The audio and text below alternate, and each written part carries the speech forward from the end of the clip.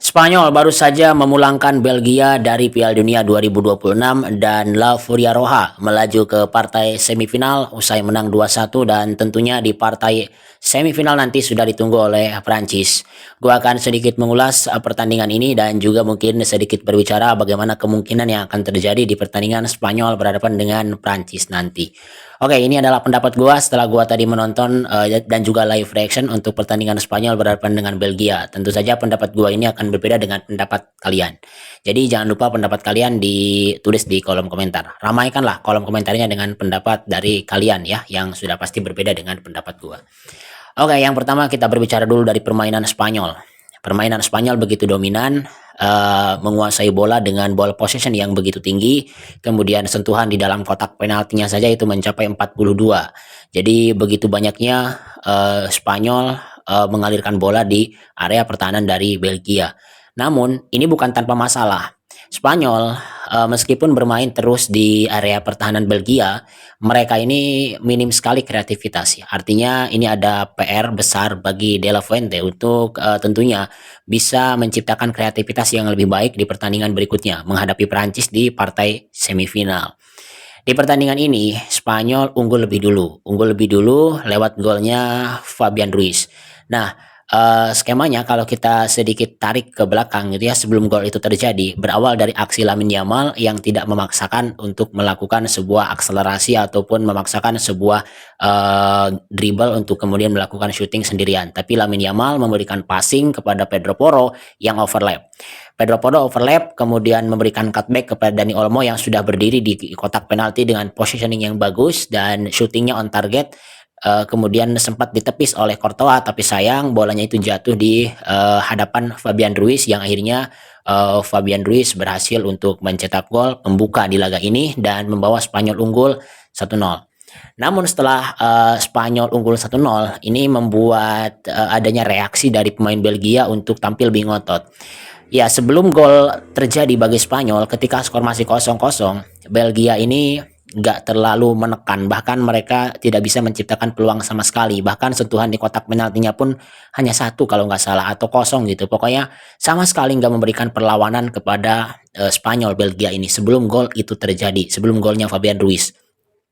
Nah, yang sangat disayangkan dari Belgia teman-teman ya, kenapa mereka ini seperti tidak terlalu berani untuk melakukan sebuah permainan yang menyerang ya. Padahal ketika lawan Amerika, mereka ini begitu bagus menyerang, mereka ini begitu agresif gitu ya, begitu menggigit dan membuat mereka cetak 4 gol. Tapi di laga ini mereka cenderung main terlalu hati-hati dan ketika ada satu serangan balik yang coba untuk mereka ciptakan, ini berulang kali gagal karena memang supportnya kurang gitu. Contoh lah ketika Jeremy Doku mencoba untuk melakukan sebuah counter attack, ya praktis hanya Doku aja dengan Catelaire yang mungkin yang di depan ya dibantu oleh De Bruyne. Jadi transisinya ini agak lambat, transisi supportnya ini agak lambat ya dari De Kuyper kemudian dari pemain lain sehingga akhirnya dari Jeremy Doku ya terpaksa harus menggiring bola itu sendirian dan ya sulit untuk melewati pemain-pemain Spanyol gitu ya yang mungkin jumlahnya lebih banyak.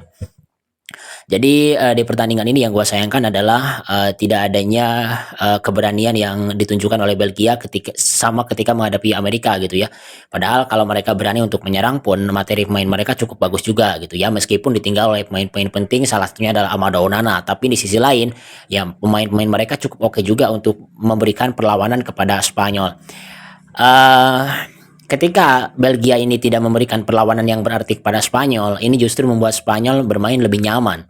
Bermain lebih nyaman di area pertahanan dari Belgia dan menciptakan kemungkinan untuk mencetak golnya itu besar dan juga membuat lini belakang Spanyol ini menjadi sangat nyaman sekali karena mereka menyadari tidak ada ancaman yang lebih kepada gawang mereka.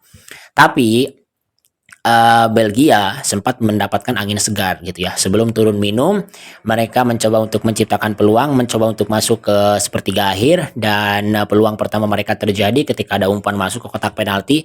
Charles De Ketelaere yang memang secara kemampuan duel udara bagus, akhirnya bisa menyambut umpan itu dan mencetak gol penyama kedudukan. Nah, ini menurut prediksi gua tadinya ini akan game on, akan sangat seru, Belgia akan sangat menggigit lagi karena mesin mereka sudah panas. Tapi ternyata apa, anti klimaks justru yang terjadi gitu ya di babak yang kedua. Oke, tadi kita tutup babak yang pertama ya, di mana Spanyol dominan, tapi minimnya kreativitas. Belgia sangat disayangkan, meskipun mereka sedang dalam momentum yang bagus, kepercayaan diri yang oke, apalagi setelah mencetak gol penyama kedudukan. Tapi sayang, skema serangan balik mereka tidak diupayakan dengan maksimal gitu ya, dan tidak ada keberanian bagi Belgia untuk bermain lebih terbuka gitu ya. Padahal mereka punya pemain-pemain yang cukup oke ketika mereka mencoba untuk memberanikan diri bermain dengan lebih apa ya, lebih agresif gitu. Tapi sayang tidak mereka lakukan, dan akhirnya mereka tidak bisa mencetak gol untuk unggul lebih dulu dari Spanyol. Ya praktis hanya satu-satu itu aja di babak yang pertama. Kemudian masuk ke babak yang kedua. Nah, ini yang tadi gua ceritakan anti klimaks. Kenapa? Karena gua rasa ketika mesin Belgia ini sudah panas, babak yang kedua akan terus dipanaskan dan akan tancap gas. Tapi ternyata mesin mereka ini malah menjadi masalah di babak yang kedua. Spanyol kembali turun dengan dominan sejak awal, dan Spanyol terus mencoba untuk mengurung pertahanan Belgia meskipun hanya berputar-putar dari kanan ke tengah ke kiri kemudian balik lagi dan sulit untuk menciptakan umpan progresif. Tapi Spanyol terus mencoba itu, namun sayangnya ini Belgia dalam keadaan Spanyol yang tidak bisa memberikan umpan progresif, artinya ada kebuntuan dari lini tengah Spanyol untuk memberikan bola ke depan, tidak dimanfaatkan oleh Belgia untuk mengancam pertahanan Spanyol dengan berani gitu ya, malah mereka bermain dengan ya di belakang aja terus gitu ya, dan ketika ada serangan balik yang coba untuk mereka ciptakan, mereka tidak bisa memaksimalkannya. Padahal harusnya kan satu-satunya senjata yang dimiliki oleh Belgia adalah serangan balik, dan itu harus benar-benar dimaksimalkan gitu kan, karena mereka bermain dengan defense counter. Tapi ternyata mereka tidak bisa memaksimalkan serangan balik ya. Ketika mereka mencoba untuk melakukan serangan balik dengan pemain cepat mereka, salah satunya Doku, ya hanya Doku aja dengan Cateleira yang maju gitu ya, supportnya agak kurang sehingga menyulitkan para pemain Belgia untuk membangun serangan balik dengan sempurna gitu. Dan ya mungkin ada beberapa lah support yang coba ditampilkan oleh De Kuiper kemudian dari pemain lain, tapi lebih dominannya sih, lebih banyaknya itu ketika Belgia mencoba untuk melakukan sebuah overlap, sebuah counter attack itu supportnya agak kurang gitu, sehingga akhirnya serangan dari Belgia ini jangankan sampai sepertiga akhir, di tengah pun sudah bisa dipotong oleh Rodri, oleh kemudian pemain lain dari Spanyol. Sekali lagi ketika Belgia ompong gitu ya, taringnya mereka itu nggak ada untuk menggigit Spanyol, ini membuat Spanyol sangat nyaman bermain di area pertahanan Belgia. Meskipun Spanyol dalam apa namanya, situasi buntu, deadlock, tapi ketika mereka berada terus di pertahanan Belgia, kemungkinan untuk mencetak golnya akan besar gitu ya. Dan ini terus dicoba oleh Lamine Yamal, oleh kemudian pemain-pemain lain gitu ya. Serangan-serangan Spanyol banyak apa namanya, dialirkan ke sisi kanan karena ada Lamine Yamal di sana. Meskipun pergerakan Lamine Yamal terus diikuti oleh hampir dua pemain, tapi ya Yamal cukup bisa untuk melewati beberapa pemain, bahkan mengancam gawang dari Courtois gitu ya. Gua nggak bilang Yamal dalam performa yang istimewa di laga ini, tapi gua juga nggak bilang bahwa Yamal bermain buruk. Yamal bermain oke, Yamal menciptakan sebuah kreativitas yang berujung gol, golnya pertama Fabian Ruiz gitu. Jadi Yamal ya tampil sangat bagus lah, cukup bagus lah. Kalau sangat bagus sih enggak lah, enggak bagus-bagus amat, tapi cukup bagus gitu ya. Dan kalau misalkan Yamal ini jelek nih, ada yang bilang terus harus diganti, gantinya sama siapa gitu ya. Kalau menurut gua dengan 90 menit yang ditunjukkan oleh Yamal, ini sudah keputusan yang terbaik dari De La Fuente gitu. Jadi Yamal cukup bagus di pertandingan ini. Di sisi kanannya, sisi kirinya Alex Baena, tidak banyak pergerakan juga dari Alex Baena, tapi untungnya dari sisi kiri ini banyak sekali upaya overlap dari seorang Kukurea yang terus mengancam gawang dari atau pertahanan dari Belgia. Meskipun nggak ada gol yang tercipta dari sisi kiri gitu ya, tapi ini setidaknya membuat Belgia terus tertekan gitu ya. Nah, ini malah petaka datang bagi Belgia ketika Courtois cedera dan harus digantikan oleh Lemans. Masuknya Lemans menggantikan Courtois, performanya tidak sebagus Courtois. Courtois ini banyak sekali melakukan save penting, dan ya meskipun kebobolan satu ya, tapi dia ini kiper yang tentunya sangat dibutuhkan oleh Belgia, apalagi memasuki menit-menit krusial. Di menit-menit krusial menuju penghujung laga, Spanyol menurunkan kartu as mereka, Mikel Merino. Ketika situasi semakin buntu, Spanyol yang punya kartu as yang sudah ditunjukkan ketika lawan Portugal, akhirnya Merino kembali menunjukkan kualitasnya sebagai super sub. Dia berdiri dengan positioning yang bagus dan reading the game yang bagus, jadi bisa membaca arah bola akan kemana jatuhnya, dan dalam posisi yang bagus, kemudian dia bisa menceploskan bola ketika ada tembakan dari Pau Cubarsi dari luar kotak penalti, gagal ditangkap oleh Senne Lammens dan Mikel Merino berada dalam posisi yang pas menceploskan bola ke gawang Belgia membawa Spanyol unggul 2-1 dan itu menjadi gol penutup, gol kill the game, gol yang menyudahi laga membawa Spanyol ke babak berikutnya. Nah, kenapa ini Spanyol bisa bermain nyaman bahkan sampai Pau Cubarsí pun dengan leluasa menembak bola ke gawang dari Belgia? Ya karena Belgianya itu tadi mereka tidak menunjukkan taringnya, mereka bermain dengan tanpa keberanian untuk menyerang sehingga lini pertahanan Spanyol pun saking nyamannya Pau Cubarsí bisa overlap, bisa menembak gitu ya, bisa shoot on target. Kalau misalkan Belgianya tampil dengan menggigit, Belgianya tampil dengan berani, ini nggak mungkin pertahanan Spanyol senyaman itu. Mereka tentu akan berhati-hati, akan was-was, mereka akan kewalahan gitu ya. Tapi ya sayangnya itu yang dilakukan oleh Belgia gitu. Tapi ya kita juga mungkin harus mengukur kepada kualitas pemain-pemain yang dimiliki ya. Kalau di atas kertas memang komposisi pemain dari Spanyol ini jauh lebih baik dibandingkan dengan Belgia gitu ya.